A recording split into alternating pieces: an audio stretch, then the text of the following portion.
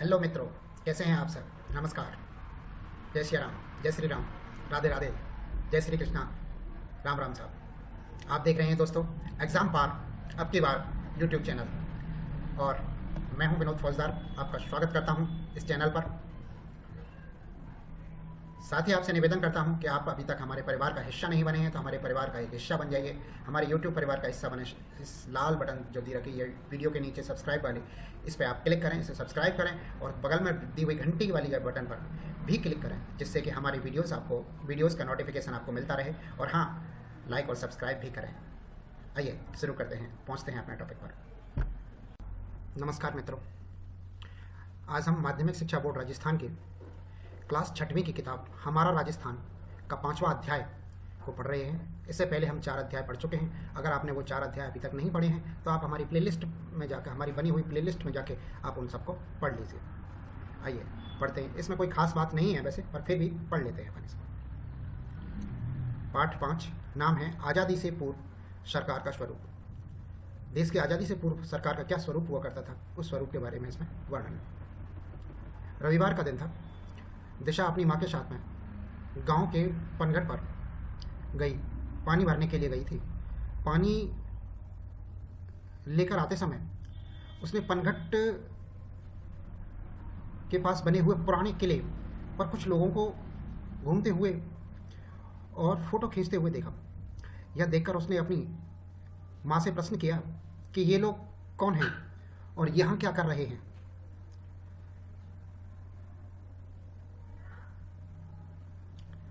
माँ ने बताया कि ये पर्यटक हैं और ये पुराने किले को देखने के लिए आए हैं। दिशा ने वापस प्रश्न किया कि इस किले में ऐसा क्या खास है जो इसे देखने के लिए आए हैं। माँ ने बताया कि किला बहुत पहले गांव के जागीरदार ने बनवाया था। वे इसमें रहते थे और इसकी प्राचीनता के कारण पर्यटक इसे देखने आते हैं। और अब दिशा ने एक और प्रश्न किया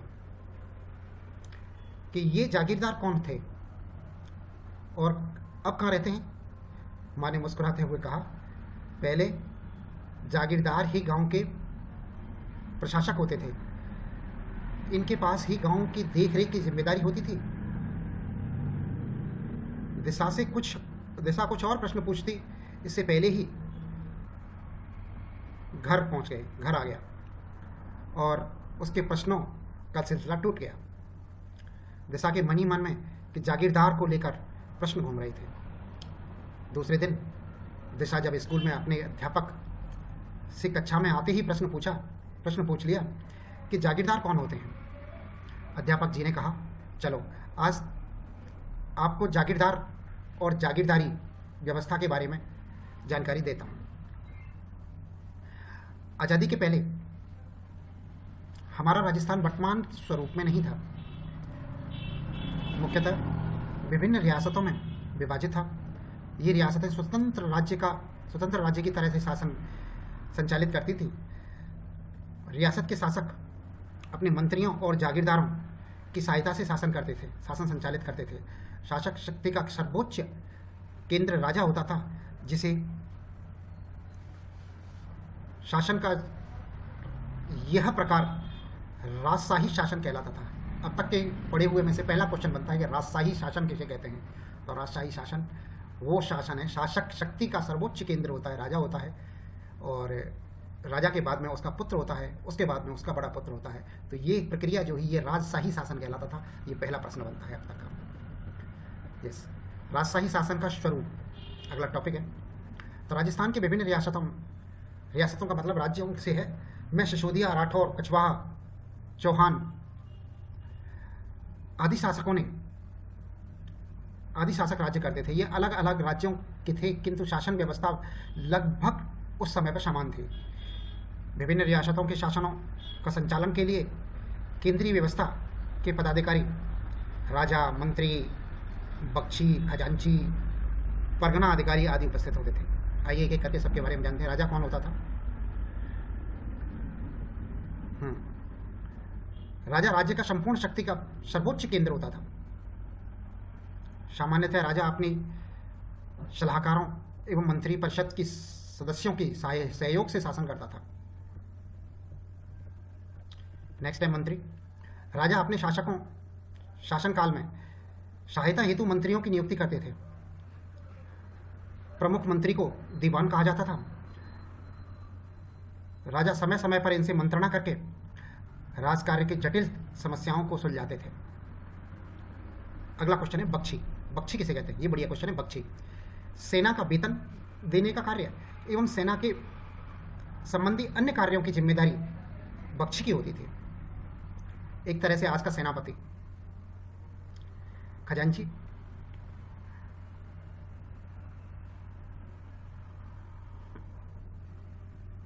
सेनापति तो उस समय भी सेनाध्यक्ष होता था। बख्शी यही है।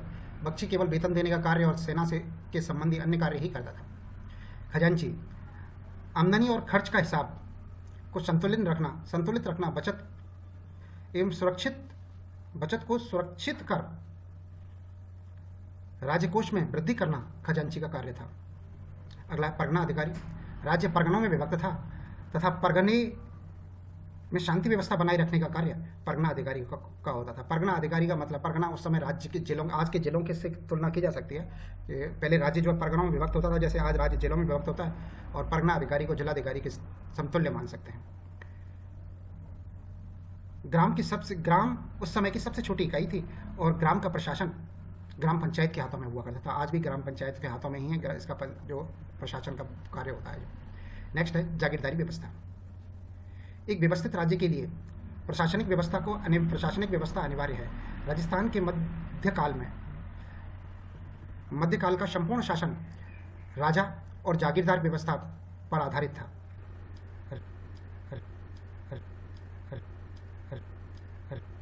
रक्त संबंध तथा कुलीय भावना पर आधारित थी और प्रशासनिक व सैनिक व्यवस्था थी।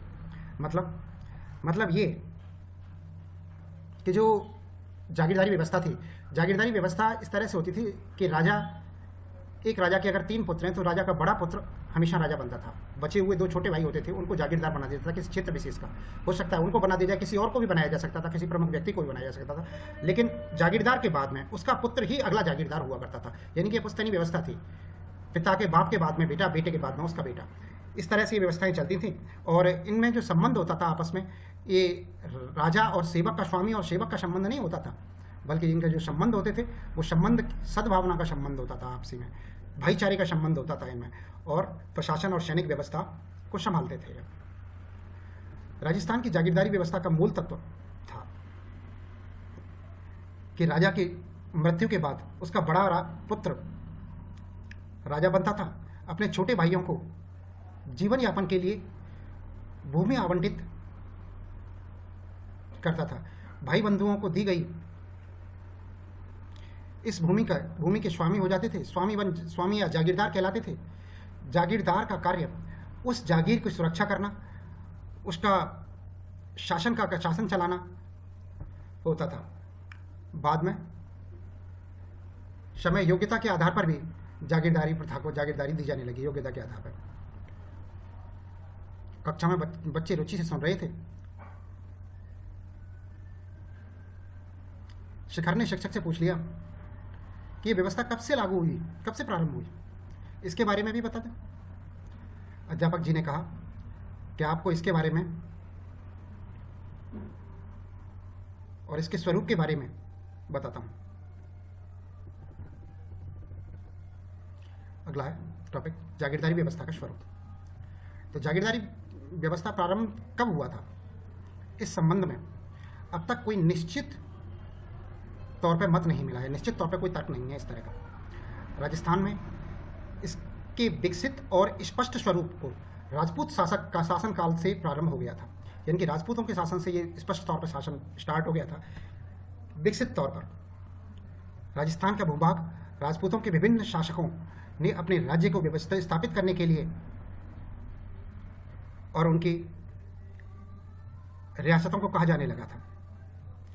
रियासतों की सुरक्षा एवं शासन की व्यवस्था का संचालन हेतु जागीरदारी व्यवस्था प्रारंभ की गई थी।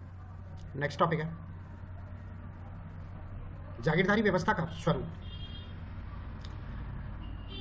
राजस्थान में रक्त संबंध पर आधारित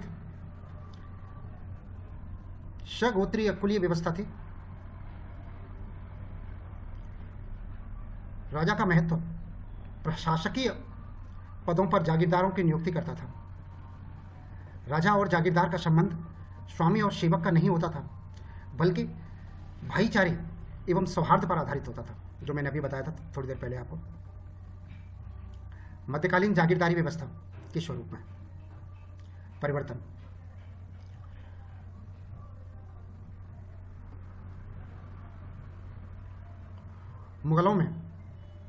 मुगलों से संधियां करने के कारण जागीरदारों पर निर्भरता कम हो गई थी। शासन मुगल मनसबदार बन गए थे, शासक जो है मुगल मनसबदार बन गए थे और मुगलों का संरक्षण प्राप्त हो गया था। इससे शासक को जागीरदार के साथ में स्वामी जैसा व्यवहार करने लगे थे। प्रारंभ में जागीरदार युद्ध एवं शांति के समय पर राजा जागीरदार के साथ में स्वामी जैसा व्यवहार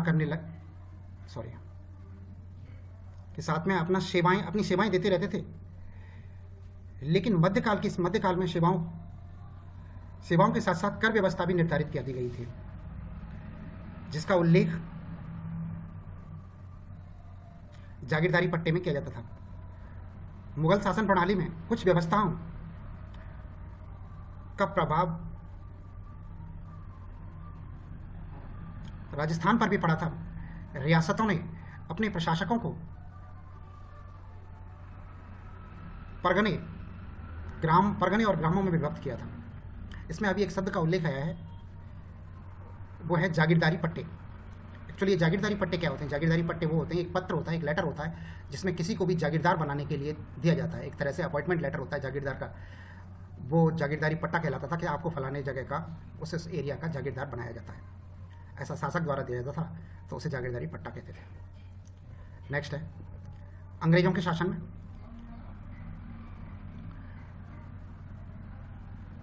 अंग्रेजों ने राज्य की स्थापना के साथ ही भारत की प्रशासनिक दृष्टि से दो भागों में विभक्त किया था। पहला था ब्रिटिश भारत और दूसरा था रियासतकालीन भारत। ब्रिटिशकालीन भारत केंद्र शासित प्रदेशों और 11 प्रांतों से बना हुआ था। ये सभी प्रांतों का अलग अलग गवर्नर होता था और भारत में गवर्नर को गवर्नर जनरल के प्रति उत्तरदायी होते थे। भारत के जो गवर्नर होते थे वो जनरल गवर्नर के प्रति उत्तरदायी होते थे। नेक्स्ट है 1857 की क्रांति के बाद ईस्ट इंडिया कंपनी का शासन समाप्त हो गया। भारत के प्रशासन का सीधा नियंत्रण इंग्लैंड के ताज तथा संसद के नियंत्रण में पहुंच गया। लॉर्ड कैनिंग को गवर्नर जनरल के साथ साथ प्रथम वाइसराय भी नियुक्त किया गया। अंग्रेज सरकार द्वारा विभिन्न अधिनियमों से सीधा नियंत्रण स्थापित किया। तो भारत का पहला वाइसराय जो था वो लॉर्ड कैनिंग था। इसमें से एक क्वेश्चन निकल गया था, भारत का पहला वाइसराय कौन था? तो वो लॉर्ड कैनिंग था। नेक्स्ट है 1935 ईस्वी में भारत सरकार के अधिनियम, जिसे 1 अप्रैल 1937 ईस्वी में लागू किया गया था, के द्वारा अजमेर मेरवाड़ा के प्रशासन को परिवर्तन किया गया। इसे विदेश और राजनीतिक विभाग के स्थान पर अब भारत सरकार के गृह विभाग के अंतर्गत लाया गया था। यानी कि पहले ये ब्रिटेन के विदेश और राजनीतिक विभाग के अंतर्गत था, जिसे बाद में भारत सरकार के गृह मंत्रालय विभाग के अंतर्गत ले आए अजमेर और मेरवाड़ा के क्षेत्र के प्रशासन को। गृह विभाग के अंतर्गत आने से प्रमुख प्रभाव यह पड़ा कि यह क्षेत्र अब सभी कानूनों और संघीय कार्यपालिकाओं के द्वारा बनाए जाने लगे और गवर्नर जनरल द्वारा, न कि गवर्नर जनरल द्वारा, यानी कि भारत सरकार के द्वारा बनाए जाने लगे, न कि गवर्नर जनरल द्वारा यहाँ पे कानून चलने लगा। नेक्स्ट है देश की आज़ादी के बाद राजस्थान के एकीकरण की प्रक्रिया शुरू हुई।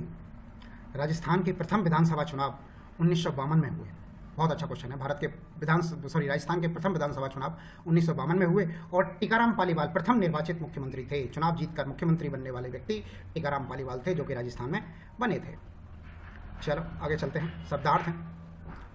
जागीरदारी पट्टा। जागीरदारी पट्टा वह पत्र होता था जिसमें शासक द्वारा प्रदान की गई जागीर का उल्लेख होता था। मनसबदार मुगल काल में का प्रचलित प्रशासनिक प्रणाली थी मुगल काल की। और निर्वाचित का मतलब चुना हुआ होता है। अभ्यास प्रश्न आगे चलो, अभ्यास प्रश्न देख लेते हैं। सेना को वेतन देने का कार्य कौन करता था? बख्शी करता था। सेना को वेतन देने का काम, खजांची का काम पैसे के लेन देन से संबंधित होता था। राजकोष को भरना भी होता था। राजा राज्य का प्रधान होता ही था और प्रधान नाम का उस समय कोई पोस्ट नहीं थी। राजस्थान के प्रथम निर्वाचित मुख्यमंत्री कौन थे? टीकाराम पालीवाल राजस्थान के प्रथम निर्वाचित मुख्यमंत्री थे। अगला, ग्राम खाली जगह। मुगल कालीन प्रशासन व्यवस्था में सबसे छोटी इकाई थी। ग्राम सबसे छोटी इकाई थी मुगल कालीन प्रशासन व्यवस्था की। मनसबदारी खाली जगह ये है। सॉरी ये मैच करने हमें, ये मैच करने हैं। ग्राम, ग्राम किसे कहते हैं? राजस्थान की सबसे छोटी इकाई, नीचे वाला आएगा। ग्राम सबसे छोटी इकाई। जागीरदारी पट्टा। जागीरदारी पट्टा यह है वह पत्र जिसमें शासक द्वारा प्रदान किया गया जागीर का उल्लेख होता था। और तीसरा मनसबदार। मनसबदारी मुगल कालीन प्रशासनिक व्यवस्था। नेक्स्ट क्वेश्चन, परगना अधिकारी का कार्य बताइए। तो परगना अधिकारी उस परगने का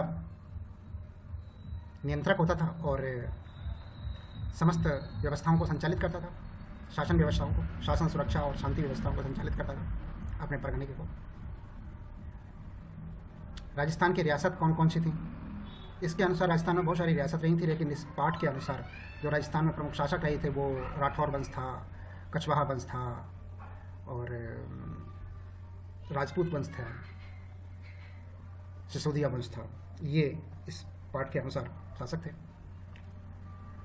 अगला, जागीरदारी व्यवस्था के स्वरूप को समझाइए। तो जागीरदार वही होते थे, राजा के छोटे भाई होते थे अक्सर करके। छोटे भाई या कोई भी प्रतिष्ठित व्यक्ति भी हो सकता था, जो योग्य व्यक्ति भी हो सकता था, जो एक विशेष गांव का या किसी विशेष क्षेत्र का स्वामी बना देते थे उसको। उस क्षेत्र की सुरक्षा व्यवस्था को देखता था वो और सारी व्यवस्थाएं करता था वहाँ की वो।